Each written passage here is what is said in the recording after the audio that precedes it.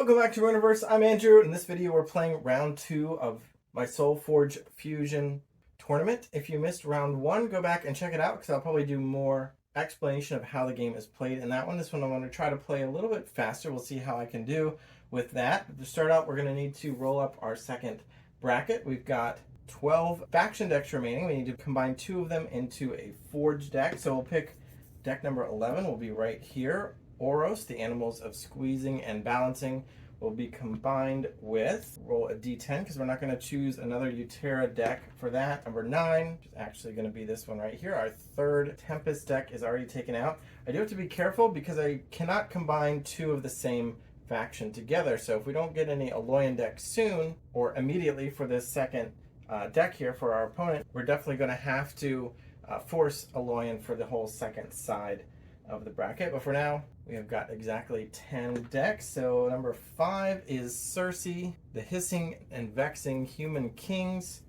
And then we'll just roll a d8 because we're going to skip over the Necrium decks that are left. Number 7 is Nova, the Thicket Aunt. So we have another new Terra deck, which means we will have all Aloyan on the second side of our bracket. It'll just be a matter of how exactly these 4 decks pair up among them. But I'll put these away for now and then shuffle these together. So I've got all their level 1 cards shuffled up into their starting decks, their level 2 and 3 cards set aside for each faction. And then here we have the Forgeborn cards. Let's take a look at those. Get rid of that, put our nice SolForge card in place, and we'll start out with this Oros deck, the animals of squeezing and balancing. Camouflage Hunter, Druid's Chant, Ferocious Packmaster, Hibernating Bartok, Naptime, Pax Blessing, Shardplate, Delver's Shroud, Thorn Splicer, Utera Charger, and Vine Lash. And if we take a look at his other side, we see Oros and his 3 abilities, Shapeshift, Bark Skin, and Growth Aura on cycles 2, 3, and 4 respectively. And then the other half is going to be Sunder, Explorers of Fall and Disappearance, with Arrogant Glider, Blizzard Shaman, Disintegrate, Flame Shaper, Savant, Fleet Colossus, Lightning Brand, Primordial Slam, Pyre Song, Venerable Spell Knight, and Venerable Stormling. And if we look at Sunder, he's got 3 spell-related abilities. Summon the Swarm, play up to 2 spell sprite minions. Stimbolt, play a spell for free, and Gathering Storm when you play a spell this turn, or when you play a spell this turn, deal 8 damage to a creature or player. And this deck does have a total of, I think, 8 spells was what I counted, which is on the high end, and partially because of that, and partially because we had 2 Tempest decks in the first round and didn't use either of the Forgeborn. I'm going to use Sunder for this deck here, so I'm going to put him in the Forgeborn spot and set Oros to the side. We won't be using him this game. And then for the other side, we have Circe, the hissing, vexing human kings, with Broodfang, Combat Walker, Corrupt Necromancer, Dacian Siphon, Hibernating Spectre, Ossuary Mech, Raging Banshee, Shambling Demon, Steadfast Skeleton, and Zrath's Will. And her abilities, we have Circe, Soul Siphon, Death Touch, and Life Drain, which is a pretty good lineup, but I think I am going to play the other one. This is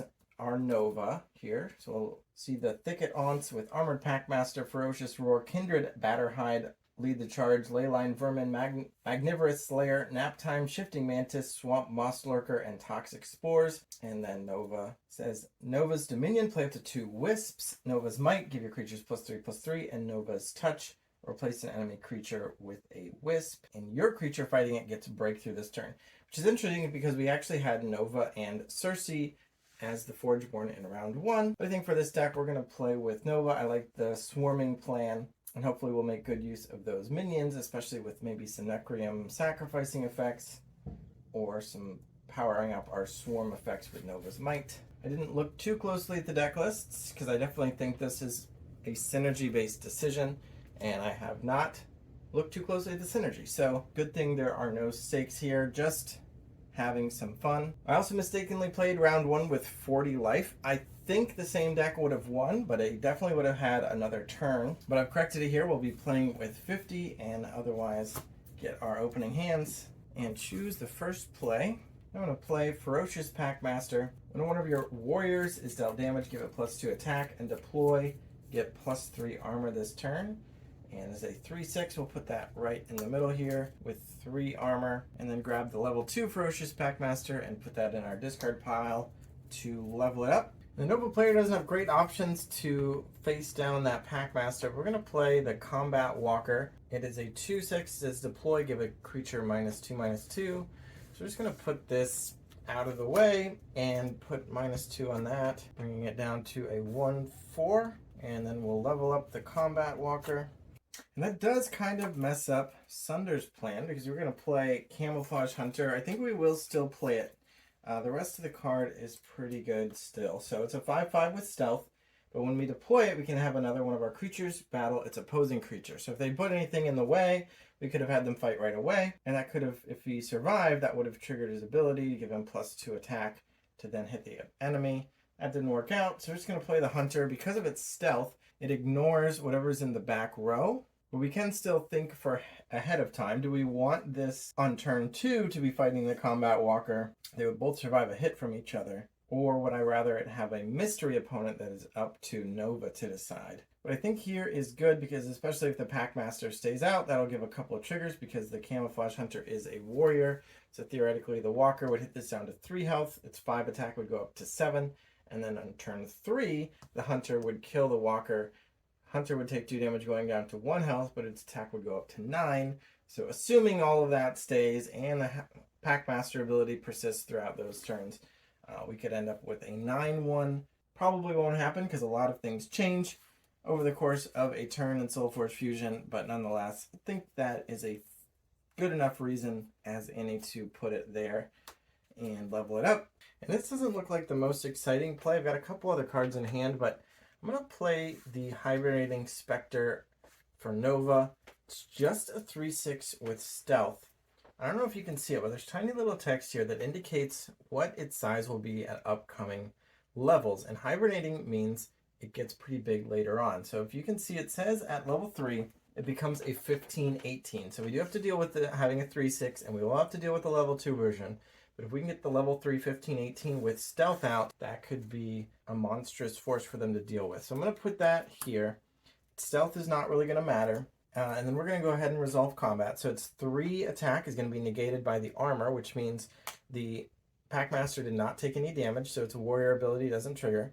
Deals 1 damage back to the Spectre, bringing it down to 5 health. And then the Combat Walker is in the back row, which means the Camouflage Hunter ignores it via stealth and hits us directly for 5. So Nova goes down to 45. And that is actually the end of the first turn, which means a lot of stuff survived, which is interesting. At the end of the turn, 4 creatures are still in play. So to really finish out the round, each player will discard their remaining 3 cards. Have to remember to level up the Hibernating Spectre as well. So put that in the discard pile along with that. You can always check your discard pile to make sure you have 5 or whatever multiple of the round you're on for the given cycle. We exchange the Forge, so Nova will be the active Forge player this turn and draw a new hand for both. And these creatures slide forward, so they're all in the aggressive position. So this hand is so close to being like perfect, but it is pretty good. I'm going to play Kindred Batterhide, 4/4. When we deploy it, an enemy level 1 creature is going to gain Defender and lose its abilities. We're going to do that on this Packmaster here. So it's going to go into the back row, which actually means the stealth is going to kick in on the Spectre. And if we gain health this turn, he will jump up to 6/6. I think we'll just put him in the front row and level him up, putting his 7/6 version in the discard pile. I think this Primordial Slam will deal with the Batterhide pretty readily. So it's going to deal 4 damage to that and put that in the banished pile and give 4 attack to a warrior, which we'll put on the Camouflaged Hunter, putting him up to 9. Level that up and put the spell in the banished pile for Sunder. And that puts a big dent in their plans on this side because the little sequence we had is not nearly as good for a couple reasons. First of all, we're not going to be able to buff that dead guy. And also, we were thinking about sacrificing this, but now this 9 attack is more scary than the 5 that it was. But I think I'm going to do it anyway for the upgrade. So Dacian Siphon says we can deal 3 damage to the enemy player and gain 3 health. So they're going to go down to 47. And we go up to 48. And then we can destroy one of our creatures to play a level 1 card for free. And we're going to give up the Combat Walker to play Ossuary Mech. This is when it's destroyed. we get to upgrade a level 1 card in our discard pile. So I'm just going to make this 4/4. We can't even put it in the way because of the stealth. So I'm just going to put it somewhere else. Maybe we'll have a 5. And we'll go ahead and put it here. We are the Forge player, so we get to block in the front row because otherwise stealth would ignore it. We don't want to take 9. And I'm also going to play Zerath's Will, which says it's free if we've gained health this turn, which we just did.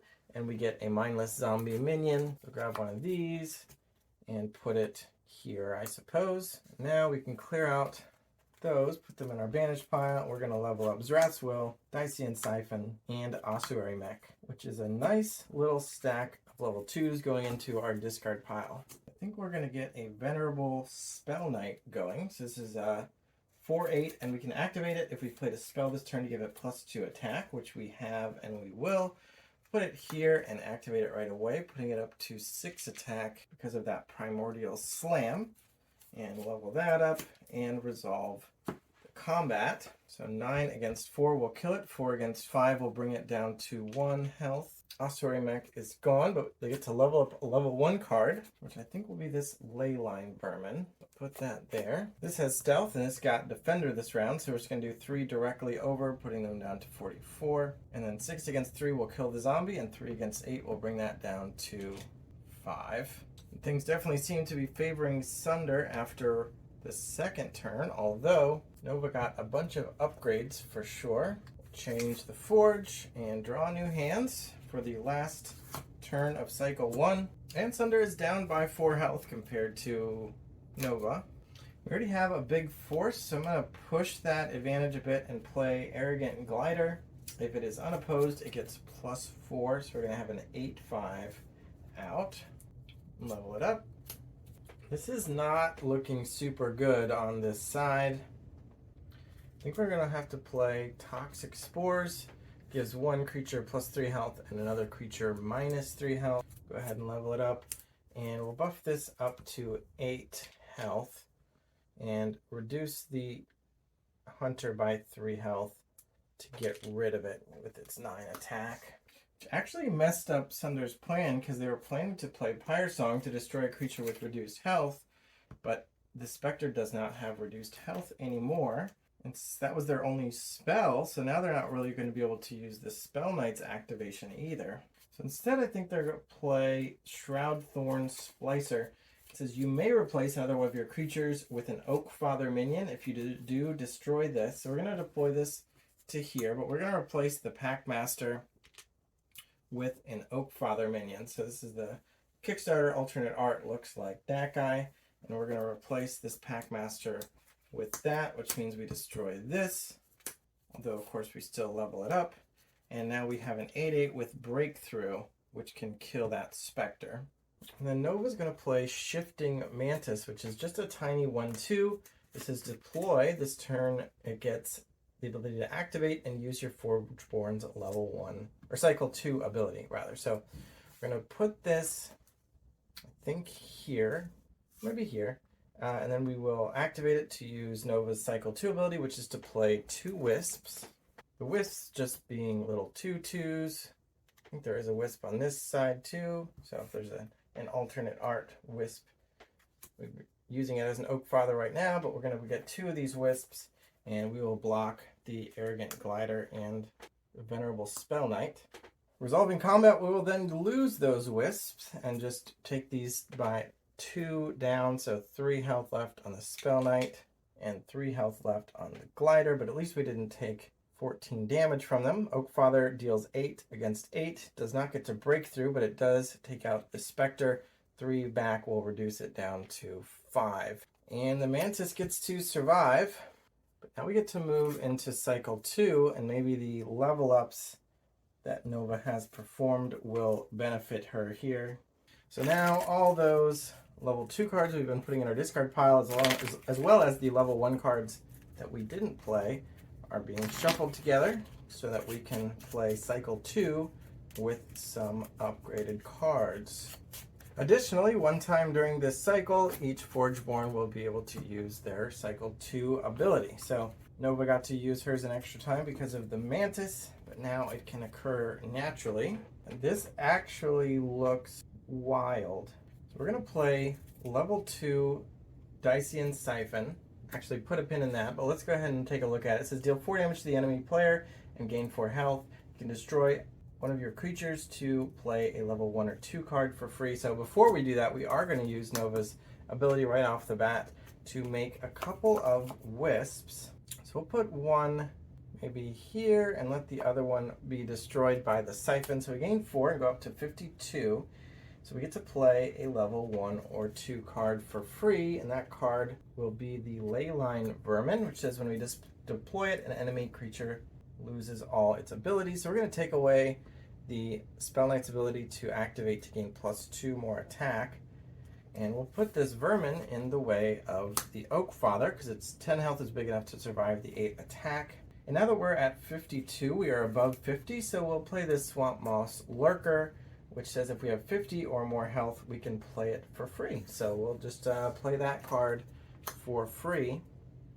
And we got a nice 4/6, and then we'll level up Swamp Moss Lurker to level 2, plus of course our first couple level 3s already, Dicey and Siphon, and the Leyline Vermin go to our discard pile. And all of a sudden, the tables have turned. Well, we still have 8 damage coming in, and this Wisp is going to die, but it's much better than it was before. And this seems like a weak move, but I actually kind of like it, which is just to play this Pax Blessing. And I almost always make a minion, but I'm going to give the Oak Father +3/+3. So now its attack is 11, and its health is 8. And both of those stats are just 1 more than the opposing stat. So 8 is big enough to survive 7, and 11 is big enough to kill 10. And we'll level that up. And now we've got 3 creatures that are all outclassing their opponents. We just have to take 4 from the Lurker, but we still get a second card. And if this ability hadn't been turned off, we could pump its attack up, but I think that's fine. And the plan was to use this Combat Walker's -4/-4 on one of these creatures with 3 health and take them out, but now I'm thinking it might just be better to just counter the Pax Blessing and just shrink the Oak Father back down to win this trade. The Walker will be able to trade with the Glider, and it's just our Wisp that will suffer the consequences for that. But I think that's what we'll do. Oak Father goes down to 4 health and 7 attack. And that's another level 3 card hitting the discard pile for Nova. And then Sunder's going to play the level 2 Venerable Spell Knight as a 4/11, but immediately activate it because we did play a spell this turn. In case I didn't mention it, a turn in this game is actually both players playing 2 cards. So that's something I would normally refer to as a round, but in this game that is called a turn. And what I would normally call a turn in this game is called an action or step or something like that. So we have played a spell this turn, and we'll go ahead and activate this and bring it up to 7 attack and have it face off against the Swamp Lurker, and it will easily be able to take it out. So 4 against 3 will kill it, 8 against 6 will kill it, so both of these are gone. The Mantis actually gets through for 1 damage, putting Sunder down to 43. 7 against 10 will bring the Vermin down to 3 health, and 7 against 4 will kill the Oak Father. Spell Knight kills the Wisp, but goes down to 1 health. And 7 attack will kill the Lurker, and 4 attack will bring this down to 7. So health totals did not change much, and Sunder still has the advantage in terms of the size of creatures. A couple of Spell Knights means some spell action could pump up their attack. Discard our hands, trade the Forge, draw some new cards. And Sunder also has the advantage of still having their Cycle 2 ability up, whereas Nova has already used hers. So let's see. So let's go a little bit wild. This is the spell action we were looking forward to. So I'm going to play Lightning Brand. First I am going to use this Cycle 2 ability. Summon the Swarm, play 2 Spell Sprite minions. So we're going to go 1, 2, 3.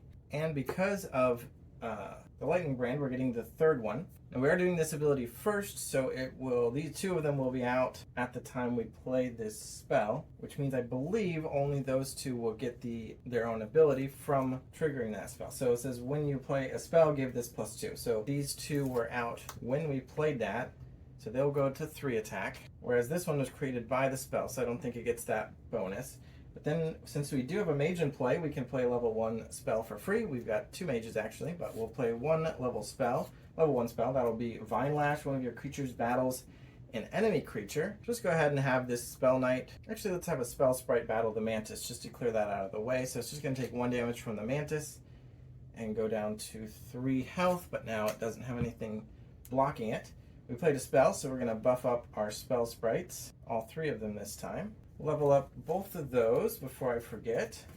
Lightning Brand and Vine Lash. And before we pass back, we may as well use both of these. They have the ability that they can activate if we played a spell this turn to get +2 or +3. So this one will go up to 8, and this one will go up to 10.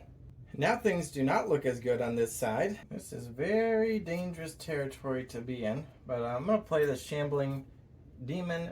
Whenever one of our creatures dies, deal 1 damage to a player, and we gain a health. We'll put that in the way of this 8 attack Spell Knight, because it's only got 1 health, so we can trade with it and level up that Shambling Demon. And Sunder is in a good position. That's a lady, Sunder. But she did kind of blow her load here, because we've got all spots full. We don't have another spell. So just like some kind of buff spell or removal spell or something would be nice to pump the spell sprites and have a useful use of a card. As it is, I think the best thing we might be able to do actually is to replace this Spell Knight, or maybe this Spell Sprite, because both of them are poised to trade with their lane opponent. So we're going to have to replace something if we want to play a card, which we do. So we may as well turn them into positive trades. But even that is awkward. I think our biggest creature is this Camouflage Hunter. We're not going to be able to effectively use its ability. If we replace this Spell Sprite, the 7 health is still going to die to the Vermin 7 attack. And if we replace it here, Stealth kicks in and we get to hit our opponent for 7, which is nice, but then the Shambling Demon doesn't die. Maybe is fine. So I guess that's what we'll do. We're replacing this Spell Knight with the Hunter, and now we're going to get in for 7. We also get the level 3 Camouflage Hunter ready. And now Nova's looking at taking 27 damage. We can reduce that by 5 with this Toxic Spores. I don't think there's anything better. So it's going to increase the health by 6, so we'll put 6 more on Leyline Vermin, putting it up to 9, and reduce 6 off of this Spell Sprite, killing at least 1.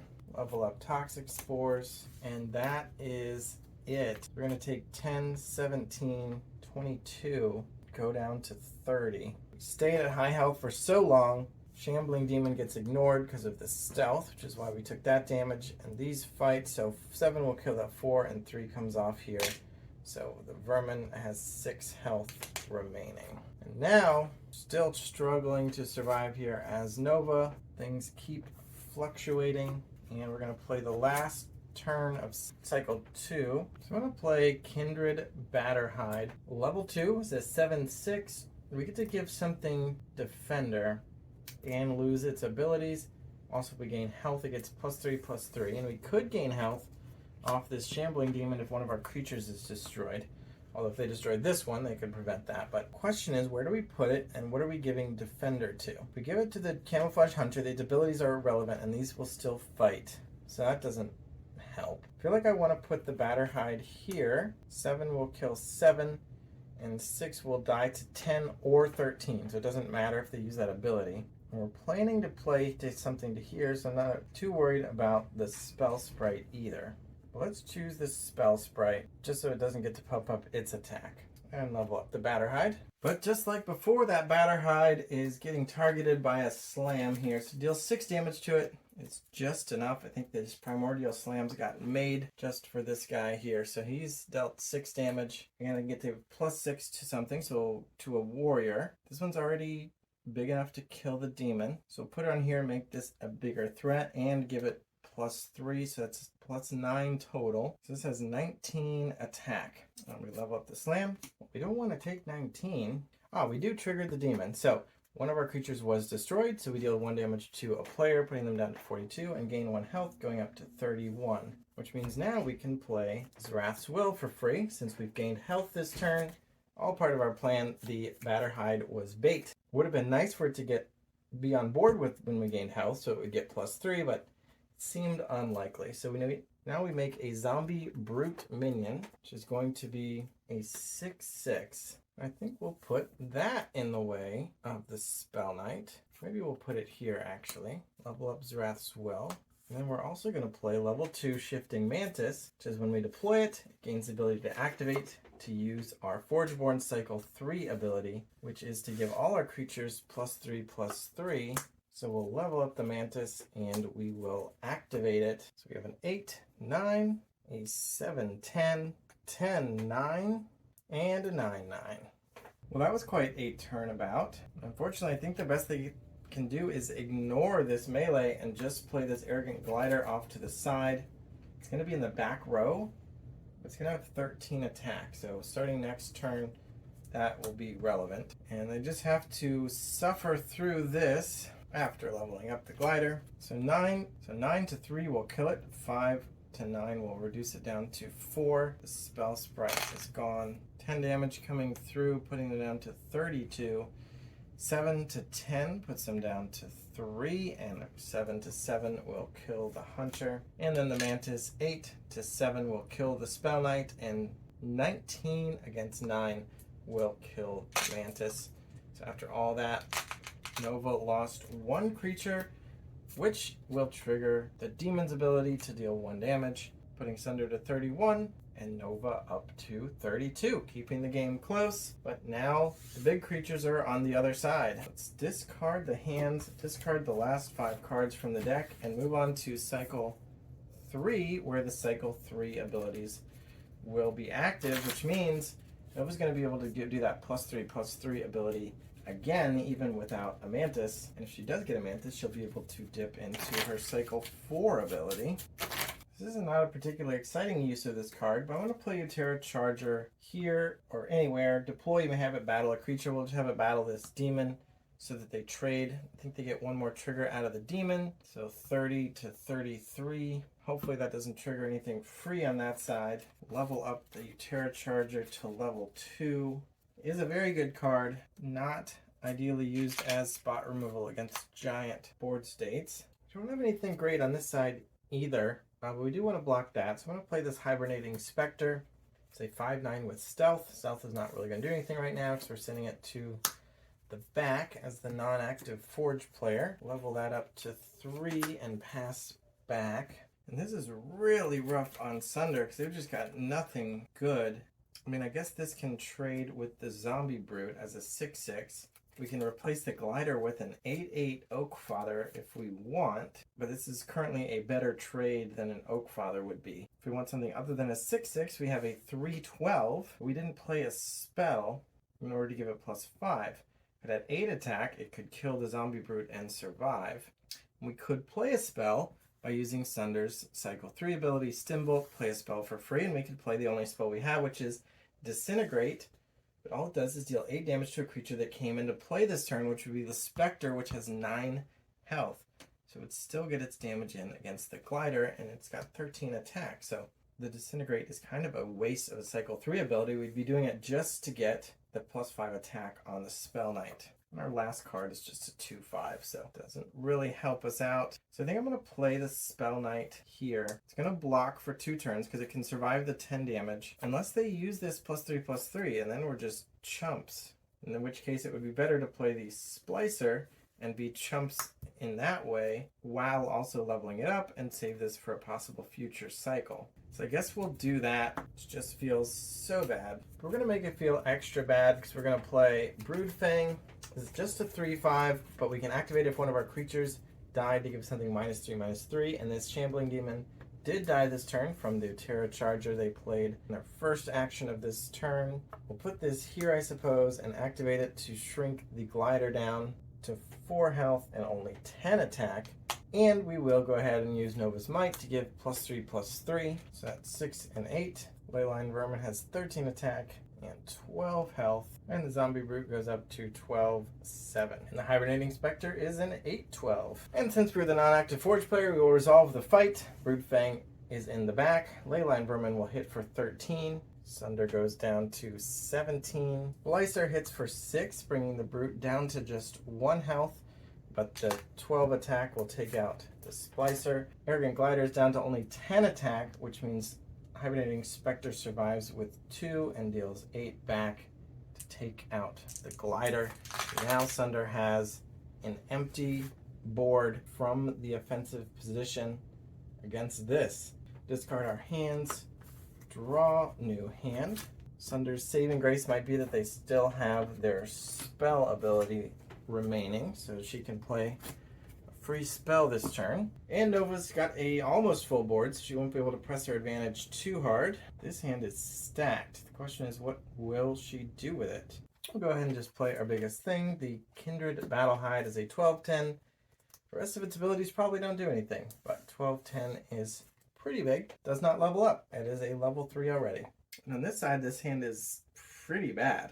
It's not nothing, but it's pretty bad. Actually, maybe not.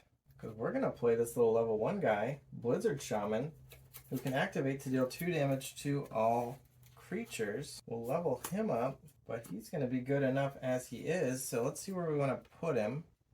Probably where he blocks the most damage. We're going to activate him right away. 2 damage here and here is enough to kill these. So the Spectre and the Brute are both out. 12 goes down to 10. 8 goes down to 6. 10 goes down to 8. I'm not even going to put the dice because we're going to use Stimbolt to play a spell for free, and that spell is going to be Pyre Song. Destroy a creature with decreased health. 8 is less than 10, so we will kill that. Has never survived an action cycle. We get to level up this level 1 card as well. So those 2 level 1 cards are putting in some work. And for Nova, we're going to get a little bit of revenge. We're going to play the Shifty Mantis level 3 as an 8/3. Deploy. This turn it can activate to use a Forgeborn Cycle 4 ability. So we're going to use Nova's Touch, which lets us replace an enemy creature with a Wisp. And a creature opposing it gets Breakthrough. So this is going to get Breakthrough. We'll put this anywhere, I suppose. Replace this with a Wisp. But we're going to kill that Wisp by activating Broodfang because any of our creatures were destroyed. We can give it -3/-3. And it still does have Breakthrough, just in case. And then Sunder will just block the Mantis with this Fleet Colossus. It's going to be a 6/5, and it gets to level up. A lot of level 1s this turn. 6 kills 3, 8 kills 5. So these trade, and it was actually playing a bunch of level 3s that are going to be reducing her powerful cards in the future. But that's actually lethal. I didn't even count until just now. 19 damage will kill Sunder. There's nothing else she could have done. She could have destroyed maybe this instead, but nonetheless, 17 health was not enough left to survive the multiple uses of Nova's Might. This Leyline Vermin certainly survived for a long time, and those Shifting Mantises with the extra abilities were pretty strong. I think that might be my favorite mechanic in the game as a quirky gimmick, is cards that let you use your Forgeborn abilities multiple times. So I'm a big fan of that Mantis. I'd love to find a deck that has more of those effects and combine it with a really synergistic Forgeborn with the rest of the deck or something like that. But anyway, thanks for watching. Stay tuned for the 3rd round.